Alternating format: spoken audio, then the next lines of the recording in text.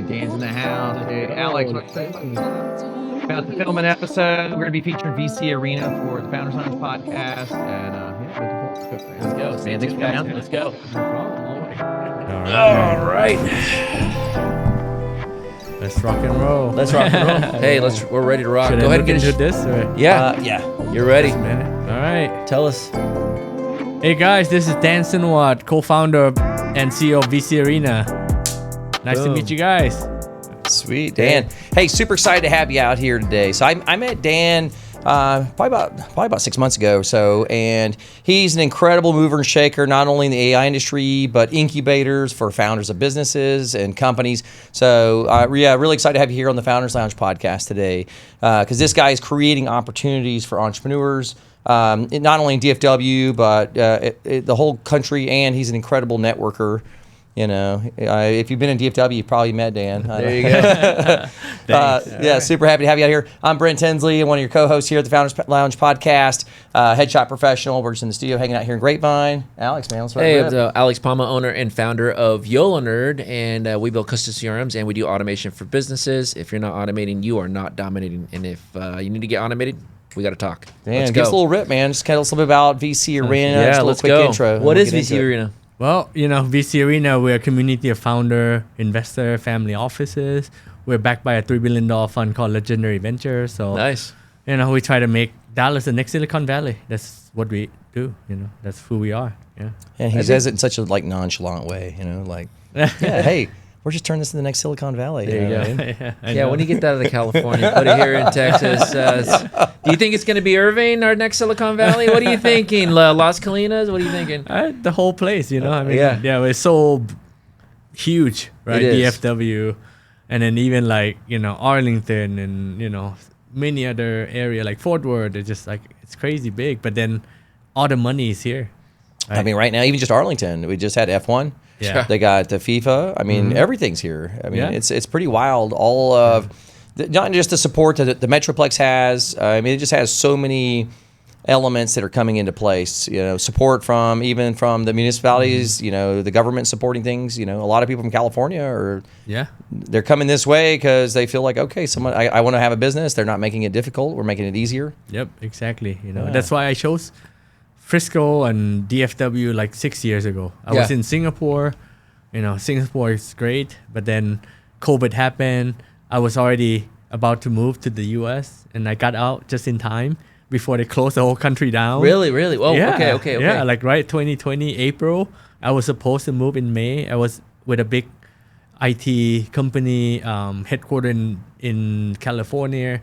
You know, they already gave me all the relocation money and everything. They're like, Dan, just do whatever you want. Just get out, you know. Come on. I got out like, you know, right away before. That's awesome. Yeah, before That's awesome. they closed the whole country down. And so- then when I'm here in Texas, like everything's open, you know. Like the next week, I went out and played golf. People are like, damn, there's no Yeah, they didn't COVID even act in like Texas." COVID existed. They didn't even act like COVID existed over here. It's like, what is that? Everybody in Singapore's like, whoa, what's going on? Yeah, and I'd be like selfieing, you know, on the golf course, you know, like, Without the mask? yeah, without the mask, yeah. That's Still golfing outside. I still know. see people riding their bike outside with a mask, by the way. yeah, I know, it's crazy. So why did you start VC Arena? Yeah, so like about a year or two ago, I met my good friend Jason Kim. He's a GP and a co-founder of this $3 billion fund called Legendary Ventures. You know, he himself, a big investor, been around for 12 years, wrote like one of the early check to Pinterest, for example. Oh, okay. Yeah, and then, you know, but he's been living in Dallas for the last 2 years. But he's like, man, Dallas is so great, but it sucks for founder and investor. Like, he has no idea where to go meet good founders, right? Really? He go to event and like people just come in talking to him, FOMOing, and you know, you don't really get to know each other at the event, right? You meet someone at the event, what happened the next day? Where's the follow-up? What's going on? No follow-up. Yep. No So you call. feel like that's a difference between like Silicon Valley, you know, I mean, how many years ago did Silicon Valley really start? Like 30 years ago? I mean, when was there's really the big base of That was early 2000s or late 2000s? so 30 you years know, ago. 25, 30 years ago. Yeah. And they just had such a huge boom.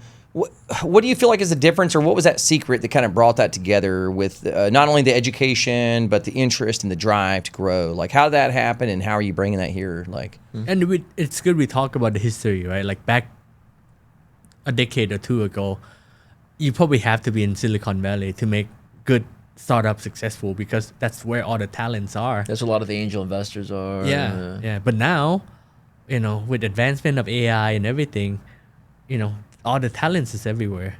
And then with AI, you should be where the businesses are. AI is, like I tell everybody all the time, I'm also a founder and CEO about AI Connect, which is an AI consulting firm. We work with big company, automotive to retail, company here. I tell all my customers AI is 95% business. Yeah. And 5% technologies. So in the age of AI, do you want to be where the tech people hanging out, or do you want to be where the businesses are? Yeah, and then here we've got so many headquarters. There's just so much business going on here. Exactly, right. So that's where I see the boom is going to happen here, right? Where you can actually applying all this technology and businesses and new idea. So for Texas, I mean, we got DFW. I was just in Austin yesterday. Do you feel like Austin and Houston also and their metroplexes are similar, or do you feel like DFW has something a little bit more special? Yeah, Austin, they've been successful with startup entrepreneurial community, and it's only like maybe less than a decade ago, right? And before, I think up in Frisco we used to have like a startup hub, but then it died and then it went to Austin. So it's only like, only yesterday that we were Texas, trying to be. Anywhere in Texas is gonna make it happen, bro. So, I mean, it's wow. Yeah. How is VC Arena different from other investor groups? Yeah, like what we do, where we have our own physical space. Actually, that's one good thing. I didn't know that. Yeah, so Okay. right in downtown Dallas, in front of American Airlines Center, we have our own physical space. Our member, you just have to pay a membership fee, and then you can get access to our co-working space. And again, after the event, there's nothing happen, right? You don't follow up, you don't get to meet, you don't really know the real person that you're talking to. That's why we created this VC Arena with the real physical space where you can just go and hang out and be you and just, be real, right? When you meet real investor, they ask you difficult question, right? They may not ask you right when they meet you at the event for 3 minutes because you try to pitch them everything and they're like, yes, good, thanks, bye-bye. Yeah, this isn't Shark Tank. Right, exactly. This isn't we don't need a little quick clip for the TV show or. So Exactly. VC Arena is more like VC is more like relationship building. It's also space where you can go. Yeah. It's just, what kind of space is it? For just for any type of investor? Is it an investor any type in the tech world, or just? No, we keep it pretty open because, there's always room to collaborate. Okay. Right. There's people in real estate that also interested in tech, also interested in investing in startup, in food and beverage, and we have founder from that selling like CBD drink to, holy water that come by sometime, and then like there's so many different brand and then AI company. We have a lot of AI companies, right? So many different technologies. Oh wow. Yeah. Oh wow. To a space company. Well, like a so reusable, spaceship company is also one of our member. Great guy. You guys do a meetup on it's once a week, or how often are you doing? We. Well, y'all have like We a hot try- table, like a round table thing. I Yeah, popped in one we- day. Y'all are we- doing like a little hot round table. Yeah, we do like what we call VC Fight Club. Okay, VC Fight Club. Yeah, we do that every 2 weeks. So. Do you guys like? No, Okay. there's no Fight Club. Yeah, exactly. What day? It's every other. Is a certain day of the week. Thursday. That's what we do. So every other third or twice a Yeah. month. So first and Yeah. third Thursday, or Yeah, what's? exactly. Like this week, because we've been doing it too often, then we try to switch it up. This week we are hosting like lunch and learn how to build like with Claude Code, for example. Some of our founder wanted to teach other people. So again, we don't want to be the one that always hosting event. We want our members to be the one also doing something. I like it. You I know, like it. Else it's just I like it. there's no meaning, right? The community is for everybody. Got it. Right. Got it. Yeah, and then event we do so that people find opportunity to get together. But outside of the event, I think that's where the key, because outside of the event, that's where you actually have real time to sit and talk to people. And you build a relationship. Yeah. Yeah, and the You get owner of time this, to- VC fund that behind us, he's there every day. Imagine talk to a guy that run $1 billion, multi-billion-dollar fund. How often do you have a chance to talk to those kind of guys? I mean, I'd like to know what he You did. Yeah, Or- exactly. I'd like to right? pick his brain a little bit. Exactly. So imagine get a chance to talk to Hey, so you know some where of we're these going people, for Fight Club? right? Yeah, and that's we gotta why show up just ready to go, like boxing gloves, Yeah, just yeah. wrap our knuckles. That kind of Fight Club. Just kidding. Yeah, well, if you ever get to meet Jason, he's very tough. Like, Okay, yeah, let's go. Well, let's go. that's why we kind of name it because of him like that. Because when you actually talk to him, it's like you're in a fight club. There you know? go. Okay, yeah, okay, you're like okay. you gotta be ready to take some hit. Well, it's not just a dream. Like that's one thing about entrepreneurship. We talk about this a lot, Yeah, yeah. because I've had multiple businesses. You've had multiple businesses, and a lot of people. And I'm always looking for people to partner, to grow. And even for me, it's been really difficult. I don't know. Like I understand there's certain people, but like some people, maybe they're young, they're cutting their teeth, they're a little bit too.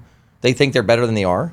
And that's when you got to get the tough questions, or you got to take some lumps sometimes, and you're like maybe your life hasn't been that challenged, and you thought everything's easy, but you have to realize life can be hard, Oh yeah. and economies are up and down. Also when it's on easy go, okay, sure, but when the economy turns down, then you start to see like, okay, who really has what it takes? Yeah. And at the end, it's about long-term game, right? That's why we create this community where, some people may join and stay for a month because they wanted to get some investment, and they don't get it. They start to make a fuss, or again, it's a long-term play. We look at the people. Right? At the end, is that how they interact with the community, who they are. Yeah, It will show up. Not only do they have the when we- idea, but as a person. Yeah, talk to a Exactly. billionaire. He's going to tell you, hey, this is no short game. Yeah, exactly. Right. So Fight again, Club. that's one way. That's why we're different, because at the end we're kind of like filter out people that are sticking with us, that staying and really see the true value of this. They're the one that actually going to be successful. Yeah, that's And it's not about getting that investment like that. At the end, it's about this. It's about you. It's about being part of this community and looking at the long term and really. Yeah, and giving back. So one thing, like Dan, Paolo, he was like, hey, listen, you need to connect with Dan. He's everywhere. He's like, I have no idea how he does it. He is everywhere.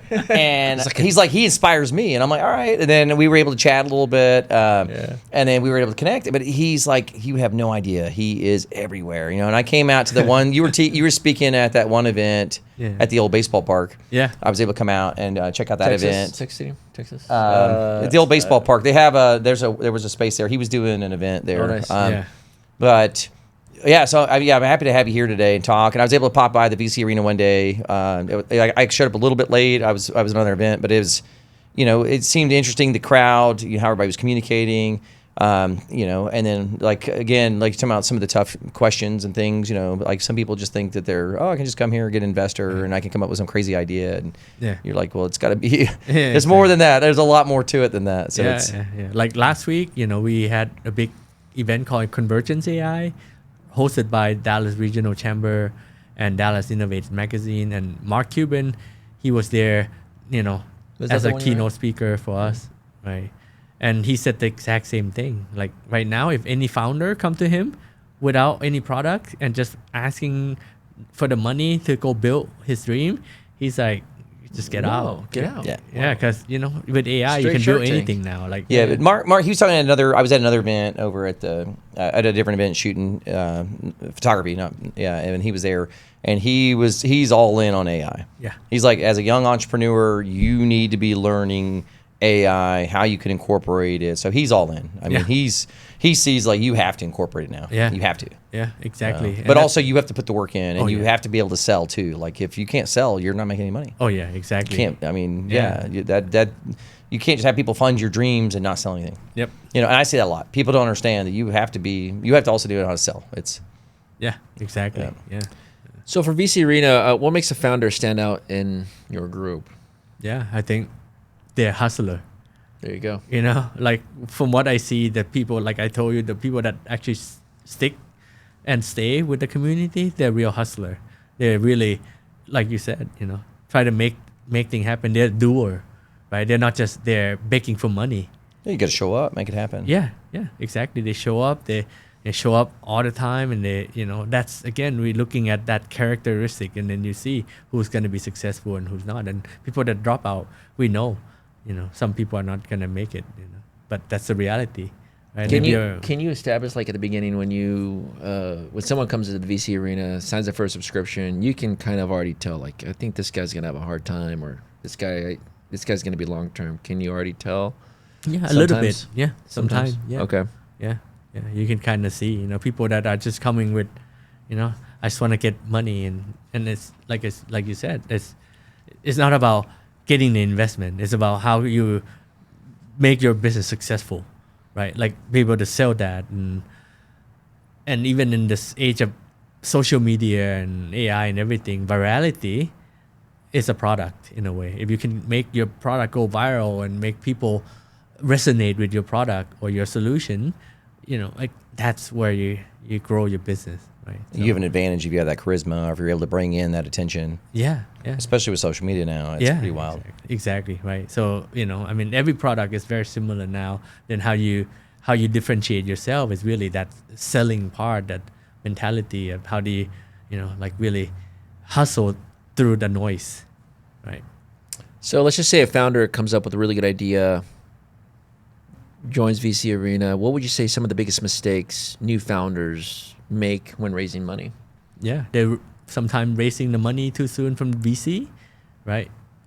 I would prolong VC money as long as I can. If you can get friends and family, angel investor, that's the easiest route because less pressure.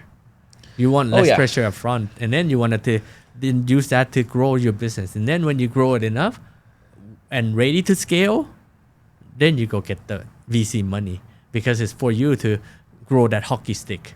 It's not for you for the money to pay for your idea.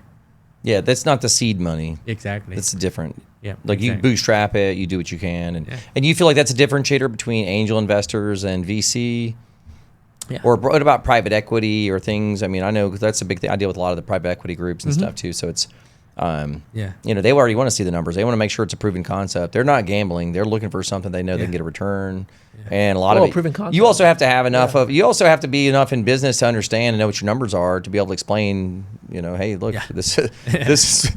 You can't be like, oh yeah, I've got this great idea. Like, no, this is the numbers. This is where we're making money. This is the EBITDA. This is the area if we're trying to, And I see a lot of because I do photography for a bunch of these groups. They'll have, for the C-suite or for practitioners for medical stuff or things. They'll come through, and their whole idea might be like, hey, let's take a group of doctors, turn it into like a big package, and then we can resell it. You know what I mean? Or you'll see things like that. Or I mean, I've seen all kind of different business structures, but they're looking to be able to show the numbers, show that and just add value. Yeah. And then they can move it over to a different segment of the market. That's a good question because most people don't understand the difference, right? Like I would say private equity, maybe shorter term. They would look at like span Like an of exit strategy. 2 years, 3 3 years, to 5 years. 3 to 5 years. Yeah. Or they might keep it longer if they see the value, like in vertically integrate them. Like let's say a big private equity group that we are working with, right? They are more vertically integrated. They would own a construction company that build out real estate for them, that also have a legal company, have an HR recruiting company that serve the dental company that they bought, and then also serve, med spa that they bought. And, you can see like. And it's also playing a little bit of the tax shelter game and keeping your. Yeah, so like at the end, it helped, with maximizing the profit, right? And then operation efficiency. So private equity is more about operational efficiency, profitability, and then how can you, flip the company within 3 to 5 years by digitally transform them, for example, or operationally transform them, right? That makes sense. Yeah, I see a lot of the operations they want to try to automate or bring in systems in place that aren't in place. Yeah. Make it more efficient. Exactly. And that's they're where more we profitable. come in from AI Connects. We work with a lot of these private equity firms to help them digitally or AI transformation for those companies. Because at the end, if those companies that they bought, like traditional businesses that are not anywhere digitally transformed, and now they're facing with AI transformation, they're like, whoa, we're screwed. What do we do? And then they join this big private equity firm. They turn them around, give them all the technology access, right? We provide them with all these AI tool that we built. And then imagine you sell them again 3 years later to the next buyer. They're like, oh, this company is already AI enabled. I want to buy them. Their tech's upgraded, their software's upgraded, Yeah, they're yeah, done they- with old tech, and they're ready new CRM, new automations. Then it's They're- worth at least 2-3 times more money. Yeah, it is. See, so Great. that's it. But for VC, on the other hand, it's different. VC is like longer term play, like 10 years. Like imagine investing in SpaceX 10 years, 20 years ago, right? Yeah. See, that kind of span. But they would roll the dice for 1,000x PE, maybe roll the dice for a 5x to 15x, maybe at most, maybe like 5x is like great return, for example. So VC, you've got a huge reward, but you can also lose everything. Yeah. So is that kind of where you would say like the Shark Tank is kind of more like venture capital, or the way the show is structured? It's yeah. I mean, they're looking for that big home run. They're looking for those. No, I think like Shark Tank is also a little hybrid of private equity and VC. I mean, because they're like individual investor, so like each person might be their own private family office or something. Yeah, they got their own fund, their own family office they're bringing in, but they also have a team. They got a little support, and structure, guidance. Yeah, and then they look at more businesses, so it's like a little hard to tell, And it's a show. It's like a TV show. Yeah, it's a TV show. Sometimes you don't even know they like actually the invest. No, a lot of times, even if they say, "Hey, you win the golden," I don't know what this called. I've never really watched that much, but the golden ticket. They're like, yeah. I've had buddies. I've had several friends on that show. Pitch. Everything's like give them an offer. Yeah. And they never got the deal signed. Right. So, I have several friends that were on the show that they never got their contract signed. yeah, exactly. So that's why, It's kind of more entertainment. Yeah. But like, I would say venture capital are a little bit longer term play, but then they also more serious about, like getting that return, like, or seeing that progress quick. At the end, they want to see this hockey stick. Yeah. Right. Private equity are more of this growth. They want to see steady growth, implementation. Yeah, but like, VC want to see this hockey stick. See? So that pressure is different. They were like, hey, let's get this So thing when going. you want to get that VC money is when you're ready for that hockey stick. You're ready. You're ready for the exponential growth. Yeah. Or you'd be like 5 years just getting pressure, like where's my hockey stick? Can you then you have no time to do anything else except like trying to make that happen. It's 4 a.m. Where's my hockey stick? Yeah, I know. And You told me this was gonna work. Yeah, exactly. And so for investors that are coming in, well, let's talk about this VC Arena. What investors? What do they like about VC Arena for investors? Well, I think to the investor, right? We make good community of founders, right? We have great founders that are there, and then to them they get to see different kind It's of like a pick of the litter, kind of like. yeah, and then get to hang out and like really spend time. Most people don't know like before investor invests, it's relationship at the end of the day. Yeah, like can they really trust you with their money, right? Like would you be running away? Would you take my 250K and then go buy a Ferrari or something, like, and it happens, Yeah. yeah. Go ask Jason, yeah. So again, and VC guys are big. They have money. I don't think they care if they're gonna spend another 250,000 just to teach you a lesson, because they can write those off anyway. And they can write a loss. They and then if they can win big on the other one, but they would rather teach you a lesson. So would you, again, all these founder don't understand. There's no free money. They think they can get money from VC and then run away with it, or just make that their dream happen. But if it didn't happen, they don't have to return. No, someone's gonna want their money back. And so do founders actually make some pretty big deals from VC Arena already? Yeah, there's some there's some founder that already like get some investment There you go. through our VC partners or investor. That's amazing. VC Arena in itself, we're just community. We're like a middle ground where people can come and interact and hang out. But good thing is we have a big VC partner in our back who also own a VC Arena. I own part of it. Legendary Ventures own part of it. We have another angel investor who own part of it.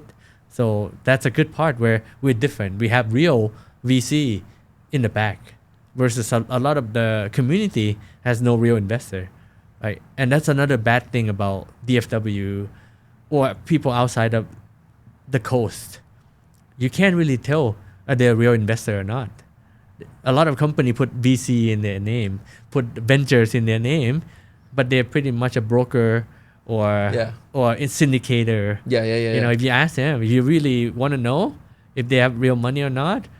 Ask them how much money they have in the bank to write you a check. Or easiest way is to go on SEC, right, Security Exchange, like, Commission website, and look them up. If you look up legendary ventures on SEC, it will show how like 100 something million per fund. So when we split that into like 10 different funds, for example. Now, is there an application process to join? You obviously have to be a founder, a business owner, and then obviously you have to be an investor. Mm-hmm. So is there 2 type of application forms, or is it just kind of one subscription for just to hang out? One application, yeah. One application. Think of us as like a Soho house for founder investor. That's what we are. Instead of for the creative arts, this is more. Yeah, exactly. Yeah, bringing your own Silicon Valley vibe into the mainland. Yeah. For people to be able to connect. Hey, this isn't a WeWork, by the way. Yeah, that was a huge boom and bust. Man, WeWork, that was crazy. Yeah, and then that's what we saw, right? The problem with all these co-working space, it's a space, so they can go to any new space. There's no attachment to it. For us, we're a community, so wherever the community move, they will move with us. I like it. So that's a big difference, But it's not like just any community. I mean, you're dealing with some really big dog investors they're not only to help you, maybe give you advice, but at the same time work with other investors that maybe are startups and that need advice, or be able to work and collaborate with those investors and founders. Am I correct? Yeah. Okay, that's awesome. Yeah. That sounds maybe let's say one of our VC partner doesn't want to invest in this company, but maybe the other VC who their portfolio are more fit to that, then they might do an introduction. So you never know. There are other VC in our community that invest in healthcare, fintech, all kind of things, right? CPG products. So you never know, right? So. Yeah, but also you learn how to handle those conversations, and also how to have your paperwork together to show your numbers. Yeah. Like exactly. pitch, but not just pitch an idea, but also showcase like, hey, this is what we're doing. Yeah. And what's important. Like what's important to that founder may not be important to the money behind. They're like, no, listen, you're talking to this, I have no interest in that. Hold on, you need to talk to me. Like this is a different conversation. Yeah, exactly. Right. And then a lot of time people make it too difficult to understand. If you can't explain anything in like to a kid 10 to 30 seconds, there you go. There you go. What do you do? Yeah, exactly. What are you selling? Working in an IT world. So you have an IT background? Yeah. Cool. Did you work as a sysadmin? What's your IT background? Well, I've been more of a consultant and then role. So I started as a help desk. And, Oh, actually I started building my first gaming PC when I was a little bit younger. Nice. I had a friend that built it, and I'm like, if he could build it, I can build it. And so he kind of taught me how to build my own first gaming PC. Then I got a job as a help desk, and then help desk to a system administrator, and then started learning how to code on, Nice. is learning coding a little bit, and then eventually dabble into AI.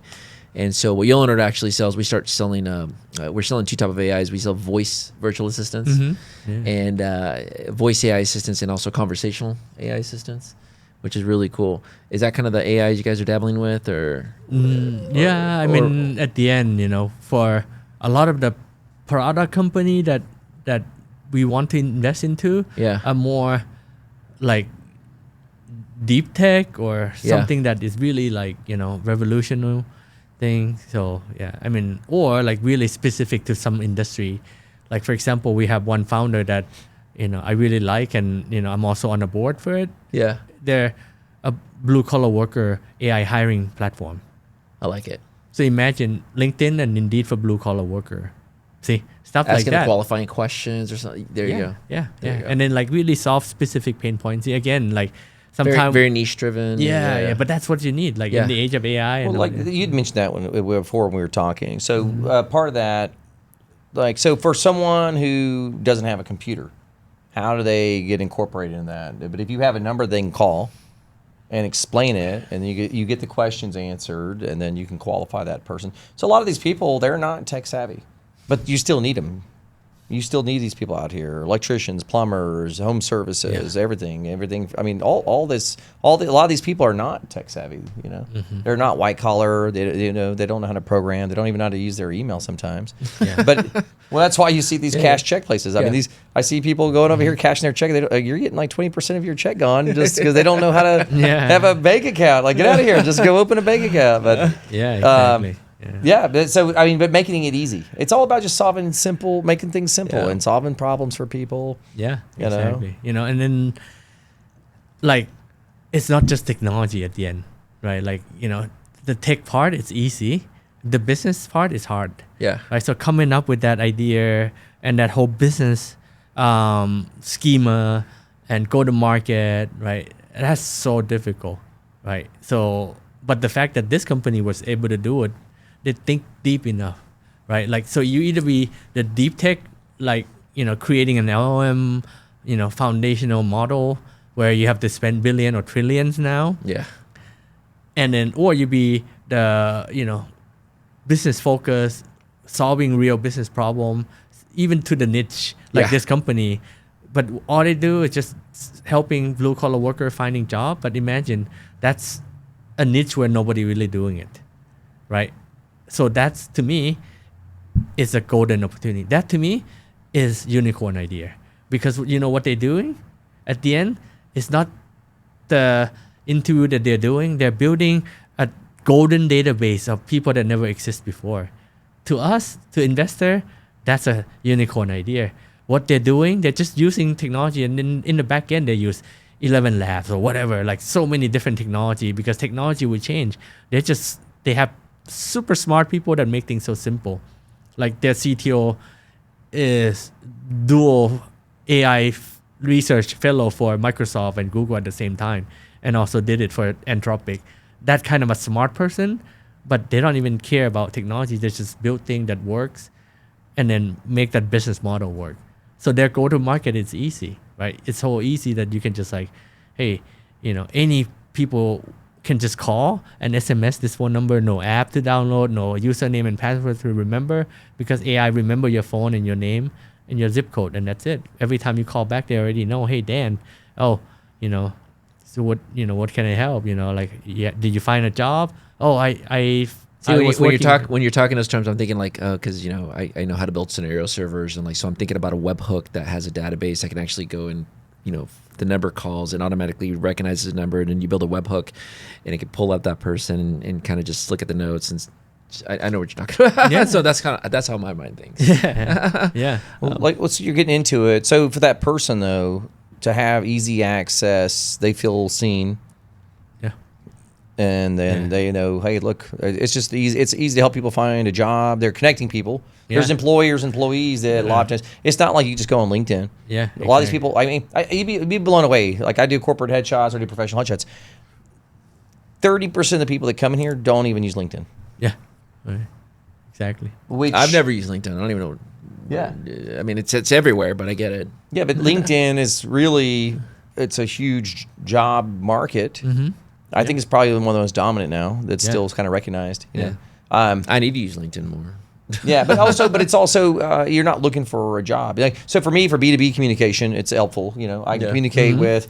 I can talk to the person that could be an HR director. I can talk to a person that might be the events coordinator for a company, and it's easy to connect with them. And as long as you don't annoy them, you're just like, hey, look, hey, if you're here, if you need something, I've got your back. Simple. You get a lot of annoying sales communication sometimes. Right, even my assistant's like, hey, don't talk like that. Like, if I ever talked like that, I would have never gotten laid in my whole life. There's no way we're gonna get business talking like that. You know what I mean? Don't do that. Like, that's not the way to talk to people. Exactly. Exactly. But you're saying, that was a lot of these people, you're not on LinkedIn. Like, some people are not on LinkedIn. They don't have a computer. Yep. But everyone has a phone. Yeah. They can text or call. Yeah. And everybody has a smartphone now. Yeah. Somebody has an iPhone or Android right now. Yeah. But imagine, like, how are you gonna type a resume? True. Right. See, that's a problem. But again, it's not about technology. What this company had done, they actually go in and study that demographic of the people that they're going to serve. They understand the way they want to communicate is through phone and SMS You know, because they don't even have a PC. Even they have a PC, they don't even know how to type a resume. Or maybe they can't There you type. go. Maybe they're typing like Exactly. this. Yes, that's exactly the So they're point. like, oh my gosh, I can't type out this whole form. That's exactly. This is crazy. Yeah. But if you have something that can just ask you the questions, you answer it in a normal.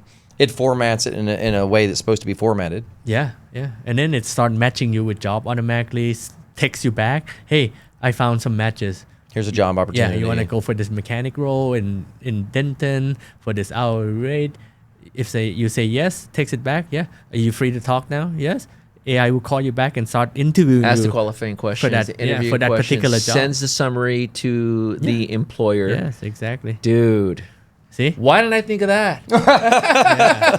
But it's still a lot of work to build. It is a all that lot of out. work, man. Yeah. And you need money to build all that stuff. Yeah. That's no, where no, actually. Not at all, Not too dude. much, Not even not too whatever much, you're yeah. thinking. Not even close. Yeah, yeah.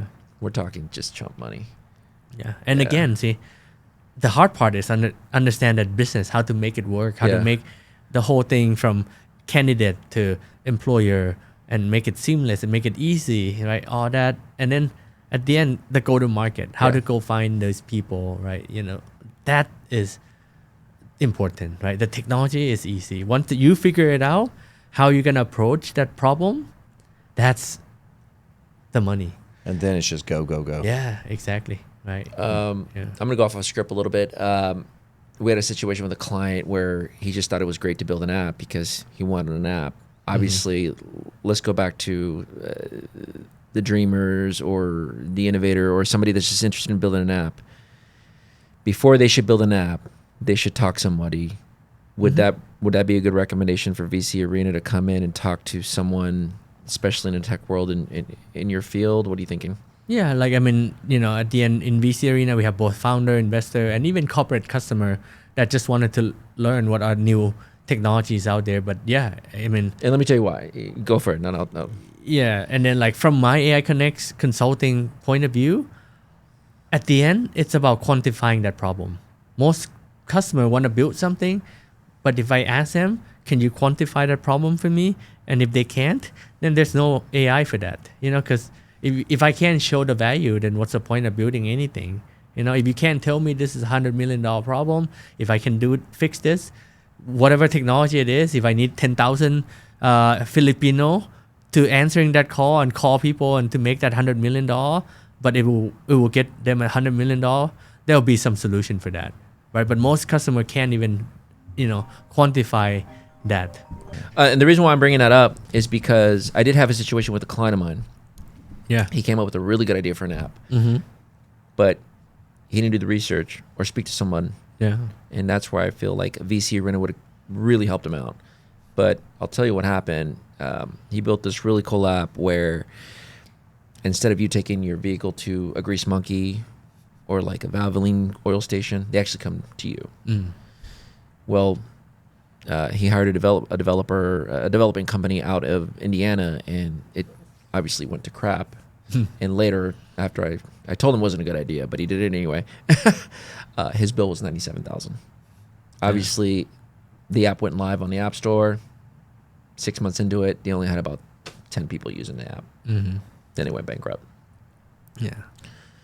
So do you think VC Arena will be able to help that visionary or innovator that's interested in maybe building an app or an engine, or what do you think? Yeah, I think, you know, at Okay. least we have people that are 3X founder, 4X founder that exited multiple times.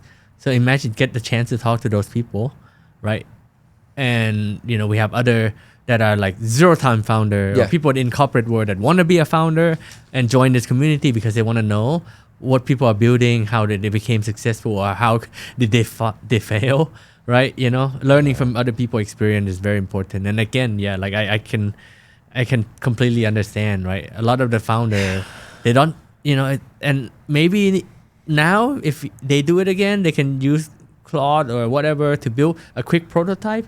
That's what I recommend people. If you can build a quick prototype, and that same thing what Mark Cuban was saying, if you don't even have an MVP and a product that you can test out the market, then, you know, what's the point in investing in those guys, because they're going to be gone anyway, and they're going to waste money and then probably gone bankrupt, you know? That's exactly what happened to him. Yeah, so it's so easy now that you can just create simple thing and go test the market and find that product market fit and iterate from there. That your product can always evolve. It can improve over Right. time, But then the problem is to find that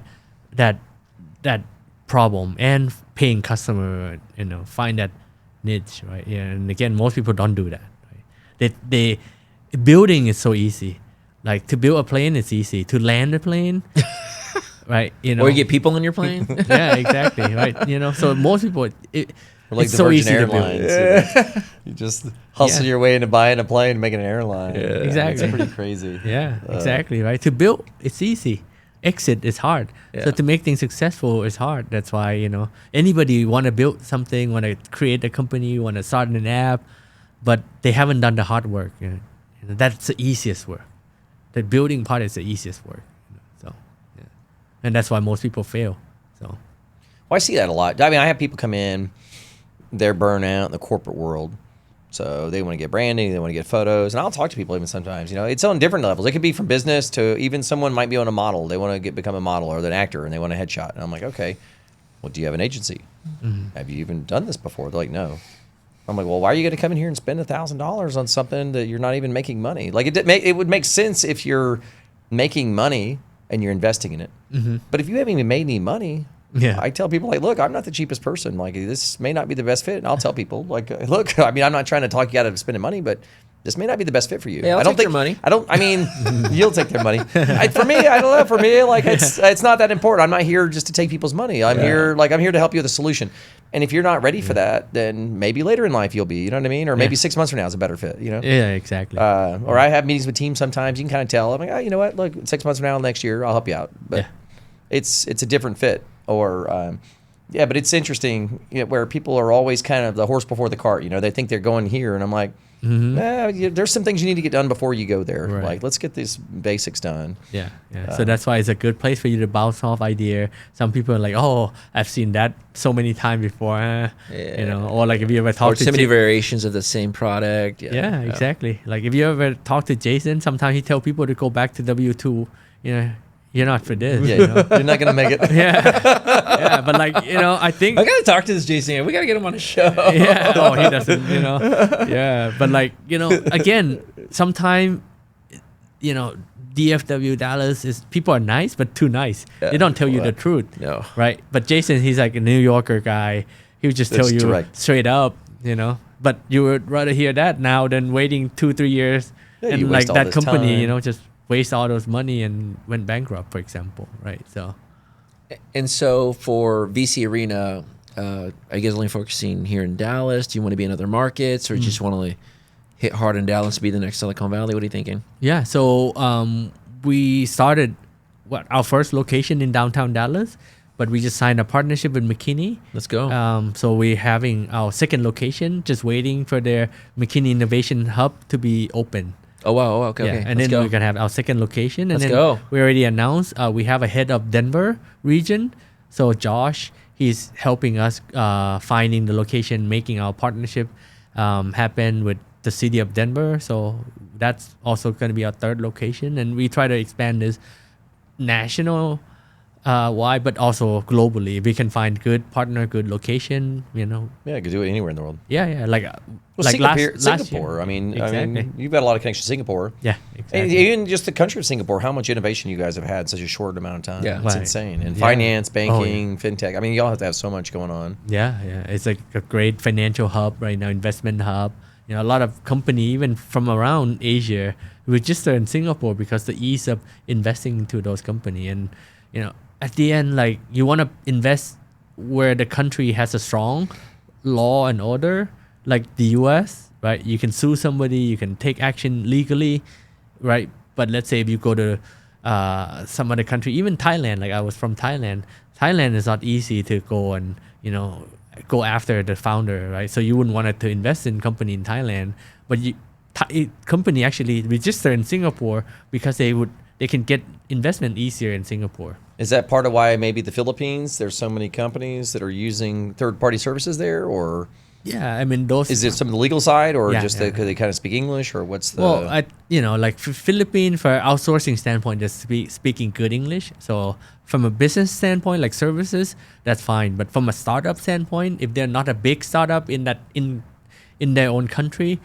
a lot of startup would raise capital in Singapore actually. Yeah, they would register there, raise the capital there because investors feel more comfortable investing in the money in. So the company be Singapore. structured more in Singapore. Yeah. A lot of company actually set their headquarters in Singapore for that reason, for tax reason, and then for legal reason. So. Okay.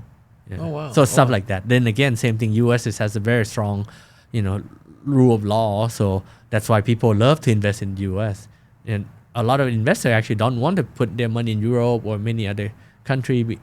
We have higher growth rate here in terms of startup and also a strict law, and that's why people. Yeah, but also the U.S. I know a lot of Europeans, and there's a lot more challenges you face, and there's so much. They make things. It's well, even California's starting to get so difficult. They're making things so difficult to grow. A lot of regulation. That's why we see so much growth in Texas.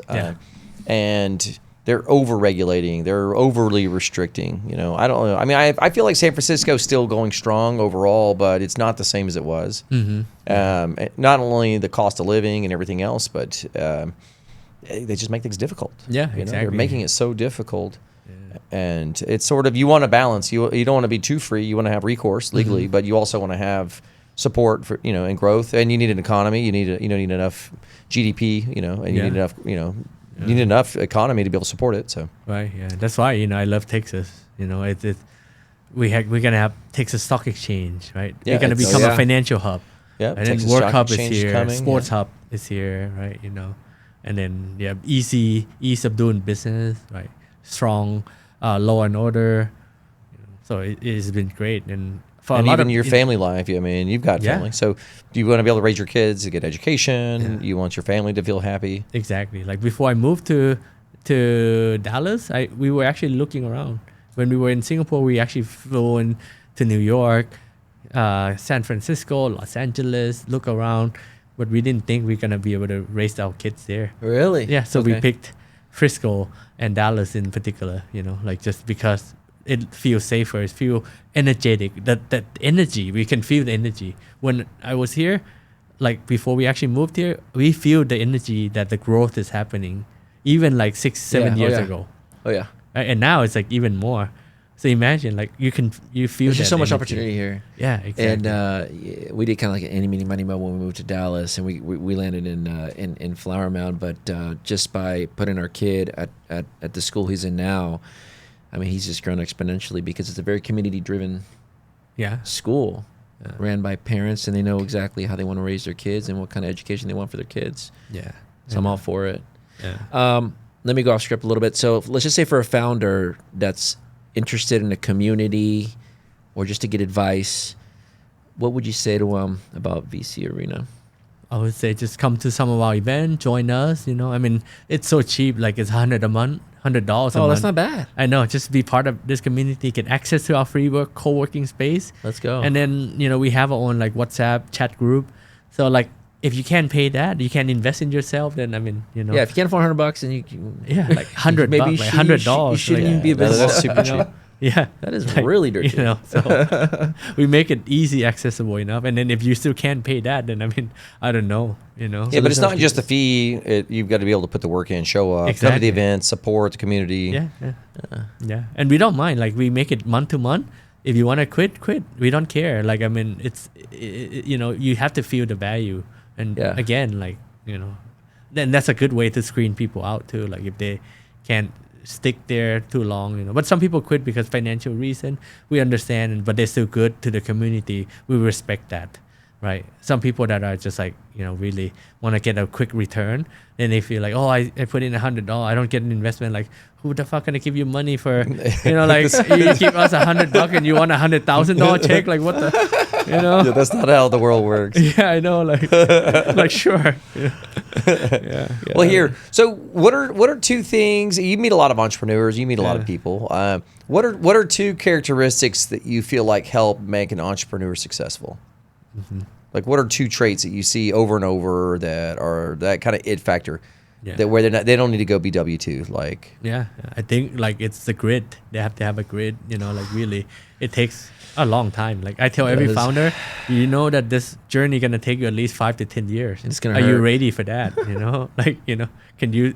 And then, they have to have that mentality of like curiosity or dive deep into something. Because again, you want to solve real problem, right? Most people just like, oh, I'm gonna build this app that make me some quick money, but they don't really solve any real problem. Then those companies would be gone. Like it's not gonna last. The next AI update will probably wipe out a lot of the company like that. See, but if they really dive deep into some problem and understand that business and why they need to do that, then that's gonna make sure that their startup be successful and last longer. Right? So yeah, I think most people lack that. Like they can't answer why. Like why do I even need this solution? So.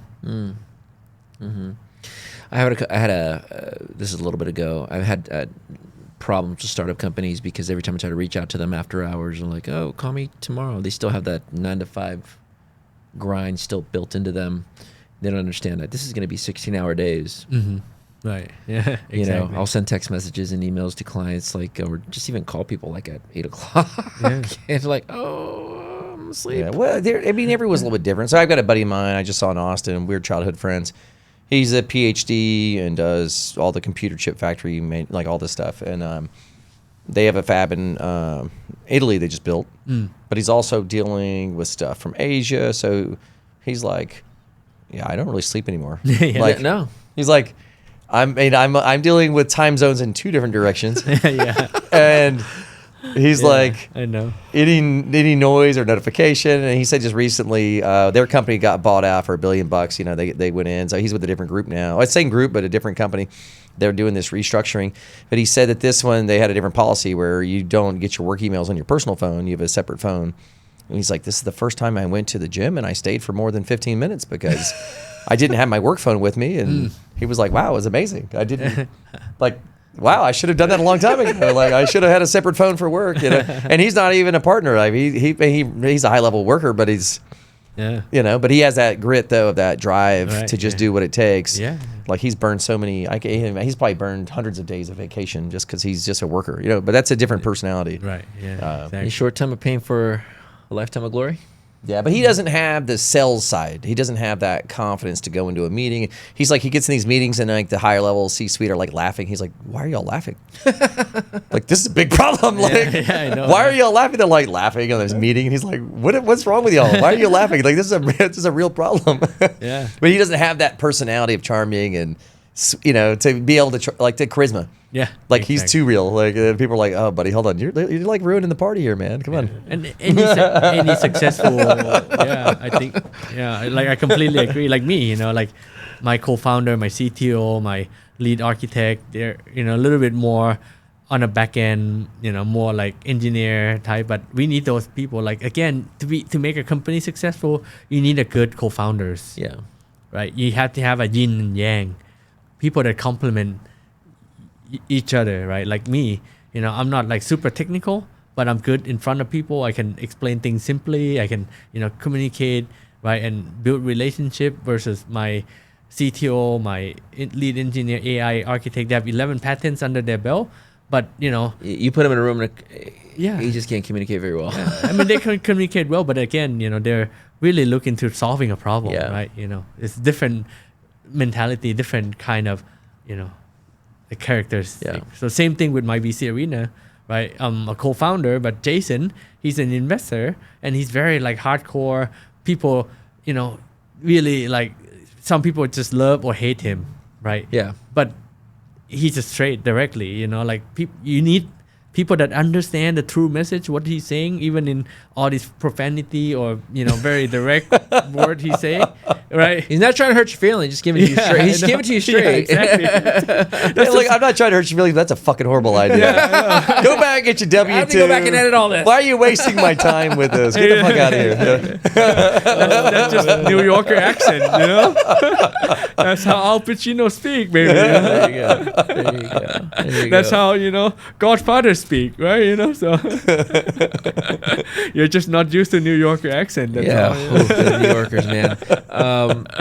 For anybody interested in signing up or getting registered for VC Arena, what do they got to do? Do you go to the website? Yeah, do you just give a go call? to- How does it work? Yeah, just venturearena.org. That's it. Okay, I'll And make sure I then- put in a description for everybody. Yeah, or look for Dan Sinawat on LinkedIn. There you go. I'm kind of famous on LinkedIn, you know. So Oh, hey, let's go. yeah, All right, all yeah, right. Like you said, you know, people see I'm everywhere, you know. Yeah, Dan is everywhere. You know, even for this, you're like, hey, I'll be out there. No big deal. Yeah, You know, It's just you know, like- he's at events. You're thinking like, what are you doing there? Hey, man, they asked me to come out. I'm here. Yeah, yeah. You know, Yeah. but it's also about having like being humble and not ever putting yourself on a pedestal. Having that humbleness to be able to be out there and to serve, you know, because I think that's a big part of everything is to have an attitude of service. That's a big thing that makes a difference. yeah. Not thinking that we're better than each other. No, we're just here to help each other out. You know, we're all in this big ball spinning around the world. I mean, we're going at it. I mean, we're going the same way eventually. Like, Exactly. Yeah, that's exactly. And that's why we started this VC Arena. Even my partner Jason, right? We think this is a good way to give back, to share real feedback among each other, not only us, but like to hear real feedback, to give back real feedback from investor and then successful entrepreneur, and also, you know, maybe even within our own community where they may have met some investor that are fake, and then we have that kind of like 360 view. Like we would share like, oh, I talked to that guy that like, no, Yeah, those guys are like, yeah. full- You, he's you full. gotta Yeah. blacklist that guy. Get him out of yeah, here. yeah, exactly, right. You know? like anytime you get into any level of a specific industry, it's the communities are smaller than you think. Yeah. Yeah. They're small. Even in a giant metroplex, like what I do, I know all the top people. Not only in this metroplex, I know all the top people in the country, in my niche. Everybody. I mean, pretty much for the most part, you know.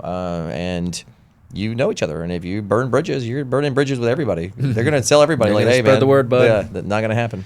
Right. Yeah. What do you think is going to be the next upcoming goal? Well, actually, what are the top goals for VC Arena?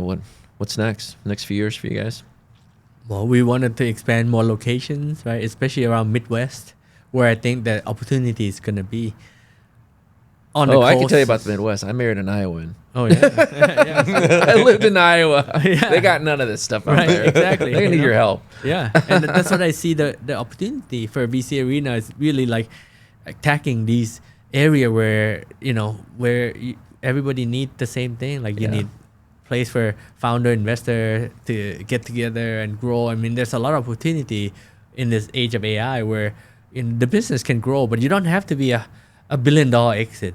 I mean, if you can be a 10 million, $100 million, but keep it all yourself, I mean, I might not even want to raise like any capital from outside because I can use AI to just be successful and build this business. Why do I want to give away my equity, right? You know, I can take a loan at like certain percentage and I can pay it back. And, you know, all the money that I make, you know, give me much more than what I get from, you know, VC where people putting pressure on me.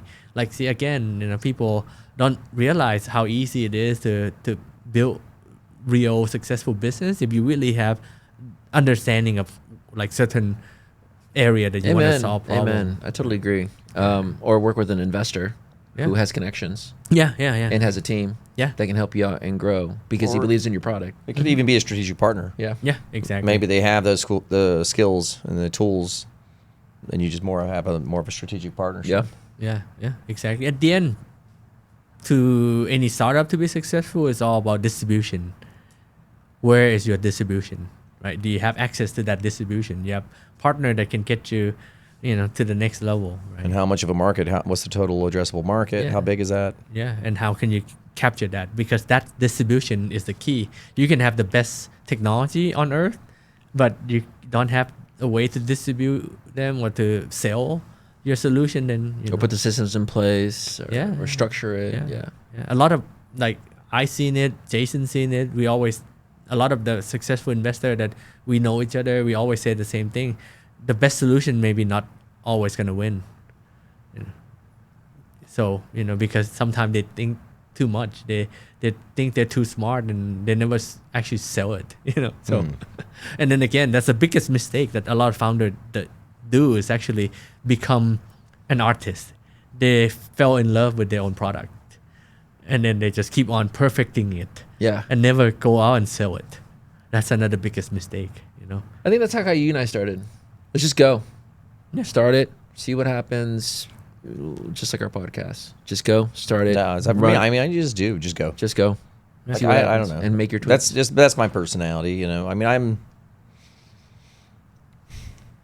like, for me, I think imperfect action is better than no action. 100%. Because you can always, I mean, there are certain things that could definitely be catastrophic, but for the most part, that's not that common. Yeah. Usually you can fix problems. Yeah. But the only even way you figure out that it's a problem is by making mistakes. I think that's one thing. I don't know about how you grew up in Singapore, Thailand. in Thailand. Thailand, but then you were in Singapore. Yeah, for Okay. 3 years. I also spent 10 years in Japan, so I was. Okay, So you went you're from multi Thailand, Yeah. Singapore, Yeah. Japan. I was When did you born make in it to New the US? York. I was born in New York, but I grew up there. I left when I was 2, and then I spent most of my childhood in Thailand. Then high school, I came back to Beaumont, Texas, for a year. Yeah. And then I went to. Are you bilingual? You bilingual? Yeah, what kind of language? trilingual. Multi- Trilingual. How I many speak languages do you speak? English, Thai, and Japanese. Wow. And Japanese. Okay, let's Yeah, go. and I'm trying to learn some Chinese because my grandparents Chinese. I'm also every night using Duolingo to learn some Spanish. Yeah, yeah. You know, because in Texas, I'm you fluent. gotta, I'm fluent in Spanish. That's why I'm asking. nice. Yeah. So in Texas, you gotta know some Spanish. Right? yeah, So, yeah, and a like- little bit of Spanish. Yeah. Yeah. So, Awesome. Cerveza, taco, yeah. gracias. The essentials. Yeah. The essentials. Exactly. Margarita. Margarita. Más cerveza, por favor. ¿Dónde está el baño? The baño. So I forgot where I was going with everything. I don't know.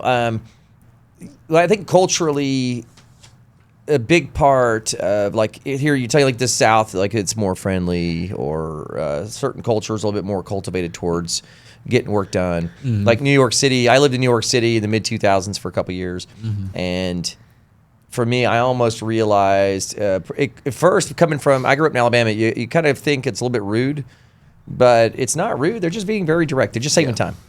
So for me, that's one thing I learned. I'm glad I had that time in New York, is to learn that it's not rude, and that sometimes being overly polite is being dishonest as well. So there's two sides of the coin. You know, sometimes maybe it is a little bit aggressive and you're and they're quick, but there's in that middle ground. If you can have a little bit of both, you know, where you're not wasting time, but you're not being so polite that you're just blowing smoke up someone's butt. You know, oh my gosh, that sounds like an amazing idea. Yeah, let's go have lunch sometime. Yeah, I and know, right? they leave, and you're like, oh my gosh, that was the most dumb idea I've ever heard in my life. You know, like, Exactly. well, yeah, that's where being overly polite to someone's face. But in New York, they just tell you to your face, like, oh, that's a horrible idea. You know what I mean? Like, Yeah, exactly. You know.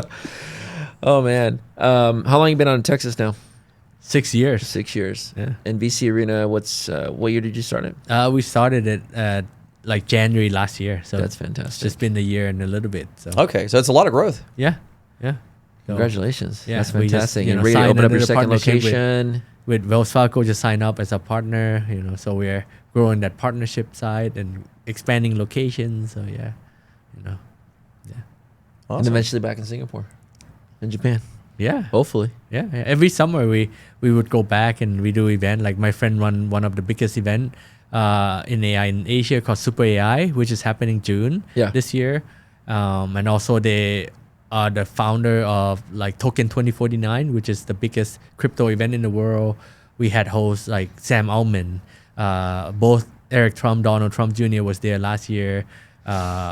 You know, the founder of Telegram, founder of Ethereum, like everybody is. Everybody. You know, so Everybody. pretty much, you know, so Asia and Dubai is also big. Like, so we would, you know, we wanted to expand more in those places where we have strong connection as well. So, yeah. There you But go. every summer we would go and spend time in Asia and, you know, and participate in that Super AI event in Singapore. The Super AI. Yeah, Super AI. Yeah, that's good. You know, it's cool.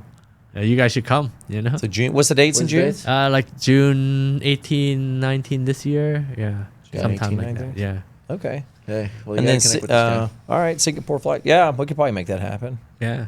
But then at same time this year, World Cup is here. That's also a pretty big Ooh. event, right? So this year I may not go. Maybe some of my team might go to Singapore. My wife's gonna be in Japan. But we definitely I'm gonna be here during World Cup World because Cup. so many things. Like one of the startup, I'm also on the board with called Seek AR. Yeah. We just signed a partnership with FIFA Dallas. Wow. So we're let's gonna make go. that announcement pretty soon, and you're gonna see it's like a scavenger hunt, kind of like Pokemon Go app, that you can find things that restaurant that's supporting Argentina team. Finding activity that is Especially for involved the around folks that are FIFA. flying in that don't know Dallas. Yes. That is going to be awesome. Yeah. Oh, that is really cool. Right? Yeah. So Okay. I can show you guys the clip of it later. Let's go. Yeah. If you want to share it, we'll Yeah. put it on the show. Yeah. Okay. Yeah. By the time this show launch, we might already announce it. So some of the content you can share it. It'll already be live. Yeah. Let's go. Yeah. Let's but go. that's also pretty big for us, right? And then next time you come, that's our office is in the Star. You can come meet the founder, Fraz, good friend of mine, and great guy. So he created this platform. We just signed a partnership with FIFA Dallas last week. Congratulations. Yeah, and Let's we go. try to expand that with like FC Dallas and many restaurants around here. So it's gonna be a big wave coming. Very cool. Yeah. So like lots of exciting thing happening in Dallas this summer. So Yeah, Wow. but the economy here is just so much happening. There's so much coming here. yeah. Yeah. And there's more and more opportunities and in different segments. You're not just stuck in healthcare. You're not just stuck in tech. We have a full spectrum. It's a full stack of every type of industry is here. Yeah, exactly. Everything, Yeah. I think typecast, like back in the day, you kind of had the oil money from Houston or some of this oil and gas stuff, but now you have everything, logistics, distribution. It's amazing all the different types of industries that I even deal with that I didn't even know existed. There's things I didn't even know existed. I come across it. I'm like, Yeah. okay, wow, that's a whole new thing I never knew.